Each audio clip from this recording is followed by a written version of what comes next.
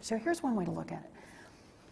In 1792, our young republic, George Washington as president, hits its first economic crisis. And credit markets freeze. Does this sound familiar? It almost brings the country to its knees.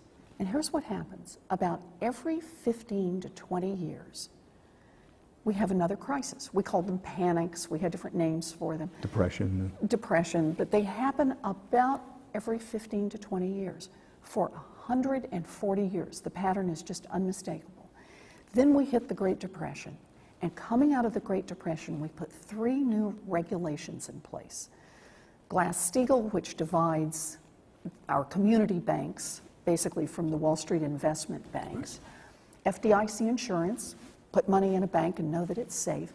And some SEC regulations so you can invest on Wall Street and they can't cheat you too directly. That's what we put in place.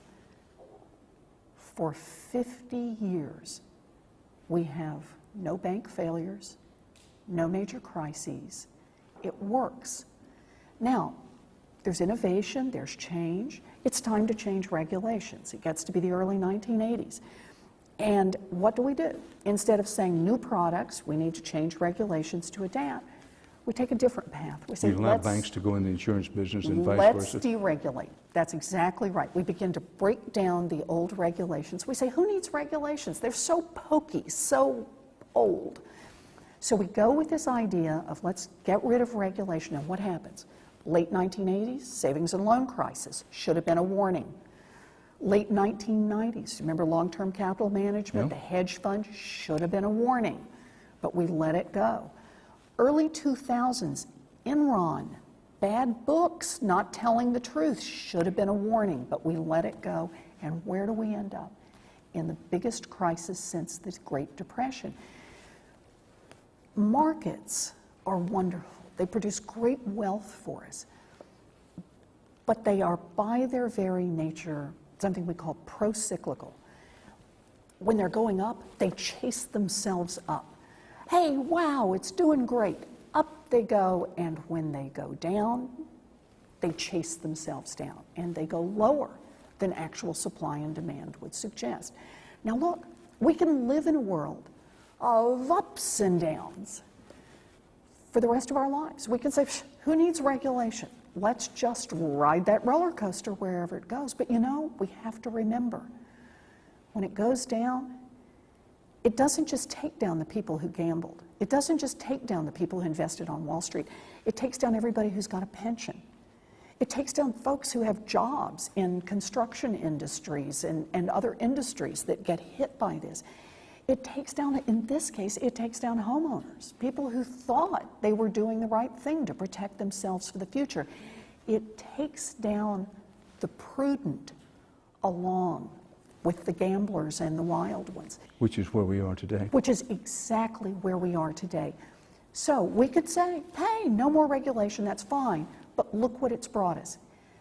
We are not willing to let these big financial institutions fail. We've got this too big to fail notion, so we are going to shovel billions of dollars in their direction and still take the position we shouldn't regulate them. This is a world that may be a lot of fun for the high flyers who get theirs and keep theirs, but it's not a world that works very well for ordinary families. What about the argument that says, quote, when you boil it down, you're talking about us becoming a socialist nation. You buy that? You know, I'm sorry, I just think that's just silly. The argument that we're socialist, every game has rules. And this is really about where we're going to set the rules. Are the rules going to be that you can be so big and so powerful that the U.S. taxpayer ends up guaranteeing you, in effect, too big to fail, but there's no regulation? That's a crazy set of rules. If you're going to be that big, if you're going to put my future at risk, then I want to be able to say, somebody has to watch you and make sure you don't take risks with what could turn out to be my money. That's not socialism, that's just good sense. You put me at risk, then I want some restrictions on what you do.